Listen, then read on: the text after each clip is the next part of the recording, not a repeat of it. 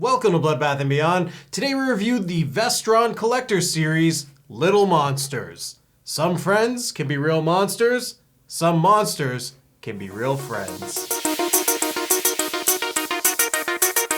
Directed by Richard Greenberg, starring Howie Mandel, Ben Savage, Fred Savage, and Daniel Stern. This movie's about a boy who thinks that there's a monster living under his bed. He's right, there's a massive system of monsters living under his bed and every bed in the entire world. And it's a weird underground society just causing mischief and trying to screw over a bunch of kids. We will be talking spoilers in this, although there's not a lot to talk about as far as spoilers are concerned because there's monsters and they exist. Now you know. What do we like? The best part of this film has to be the costumes and the puppeteering of the clothes. When a monster is exposed to light, they shrink into their clothes. I thought that was like the best part. Maurice, who's the main monster played by Howie Mandel, the first time he kind of like falls apart, how many people are manning different parts of this? Yeah, like I'm just picturing like 5 people under a floor with their hands just like shaking around. It's crazy. And being that this is a new Vestron Collector's release, thankfully they're back.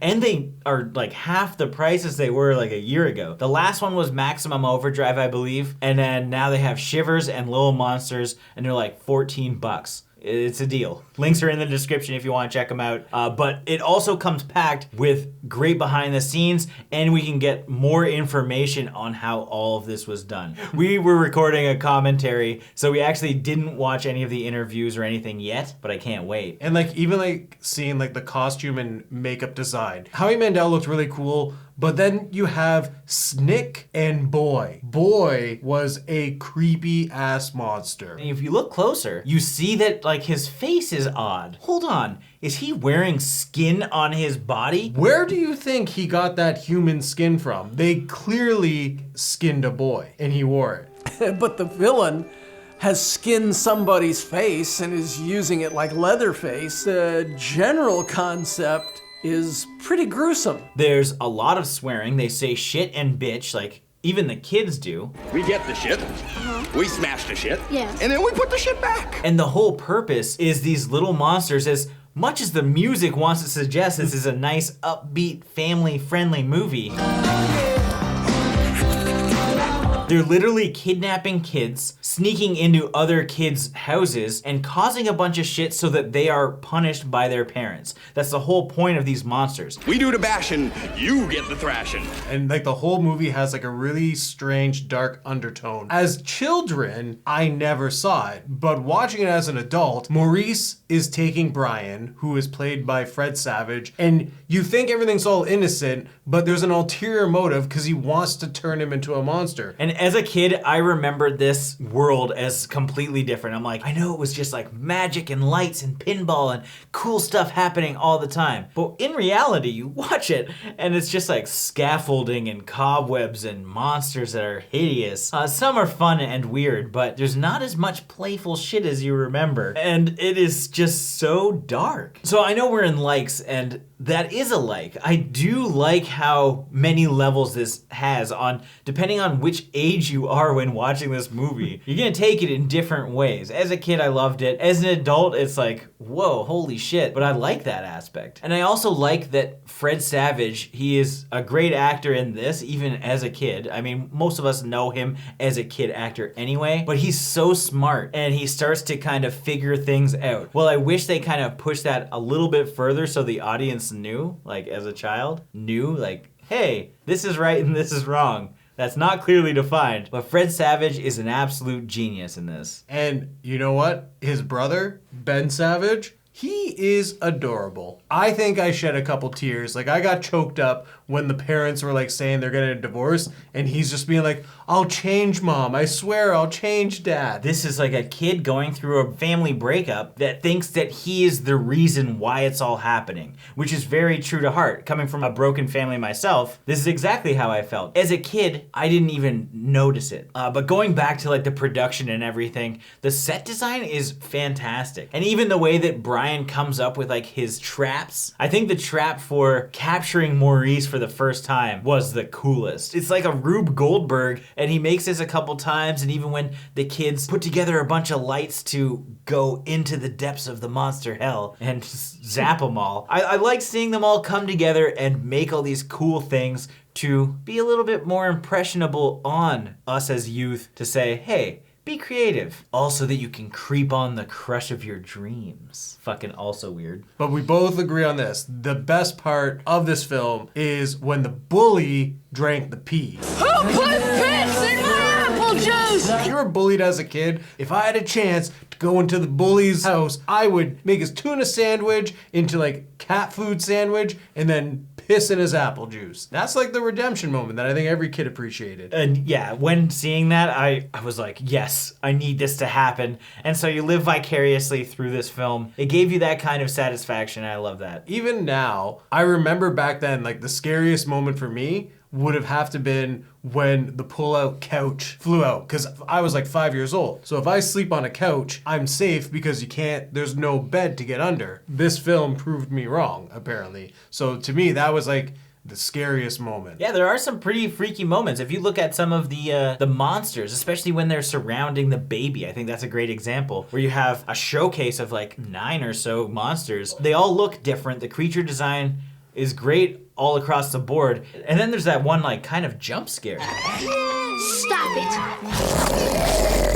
And of course, Howie Mandel nails this role. Everybody probably knows him now as like a game show host or like a judge on like America's Got Talent. We grew up with him from Bobby's World and like seeing like his stand-up comedy and things like that. But I really remember him from the film Walk Like a Man. He is a like character actor. Like he does a fantastic job as Maurice. And I love that he was just so on all the time. Like he just goes up like a mile a minute, just like talking about whatever he possibly sees while still trying to relate to Brian to some degree. I love baseball cards.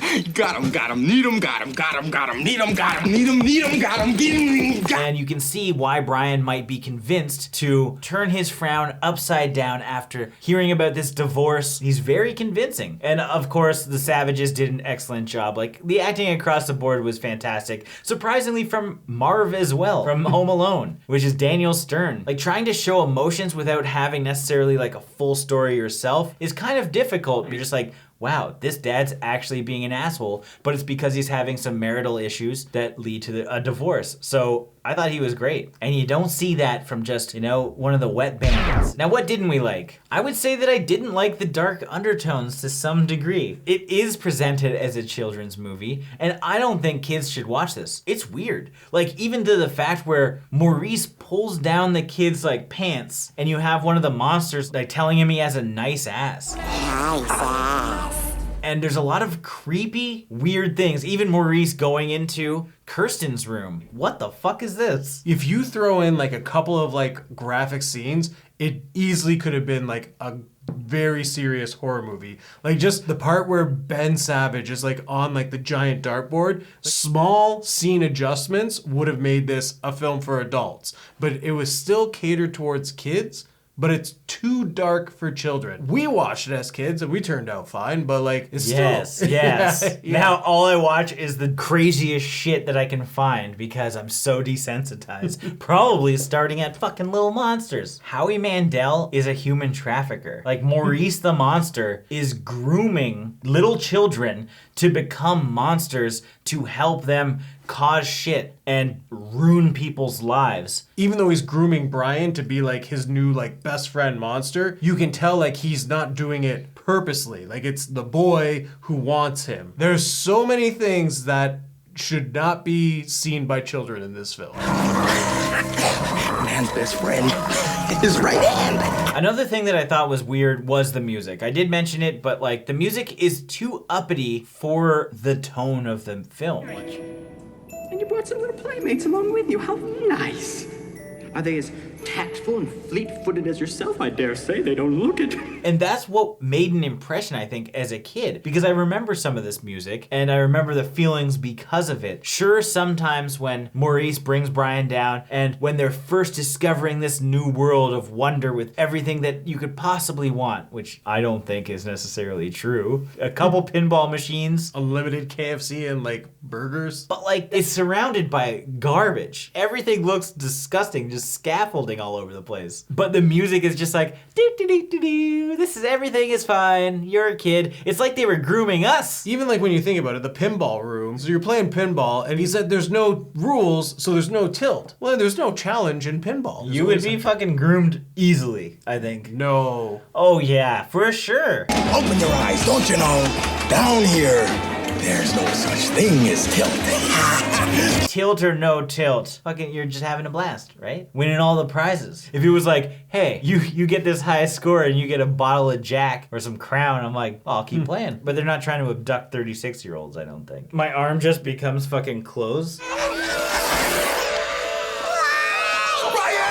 Yeah. Wait, what if I was wearing a t-shirt? It just goes invisible. Is that what happened to that Schnick guy? No, he got blown to shit. Oh, dislike. Out of all the cool effects they do, that was like the worst with like the flamethrower. It's just like a stuffed mannequin that just kind of like falls over. And the fact that it's not even like fireworks or anything. It's just straight up just flame, fall over. Where everything else was blowing up just moments ago. They blew up a goddamn rocking horse like it was an end boss. And then yet the real end boss doesn't blow up. He just topples over. That's some bullshit. Now it's time for our final thoughts and ratings. Little Monsters was a fun movie to revisit. A lot of this movie just seems so cool at the time. And it's still cool now, to be honest. Like, I really enjoyed myself. There are aspects that aren't that great because it is much darker than you remember. But as a movie now, I think it's still pretty good. Like, Howie Mandel absolutely killed it. The Savage brothers did a fantastic job. And it's one of those movies where the kids actually make the movie and not break the movie. But I did feel that there were some missed opportunities, or maybe they went too dark in certain aspects and maybe not playful enough. Do you want to be a kids movie? Do you want to be dark as fuck? It's like somewhere in the middle, a very gray middle. I still liked it, and I would recommend watching it if you've seen it before, but if you haven't seen it, I don't think it's worth watching. So in that respect, I'm gonna give this 3 peanut butter and onion sandwiches out of 5. Revisiting Little Monsters, I was very surprised how dark this film actually was. But at the same time, I also enjoyed this film. Howie Mandel does a fantastic job as Maurice,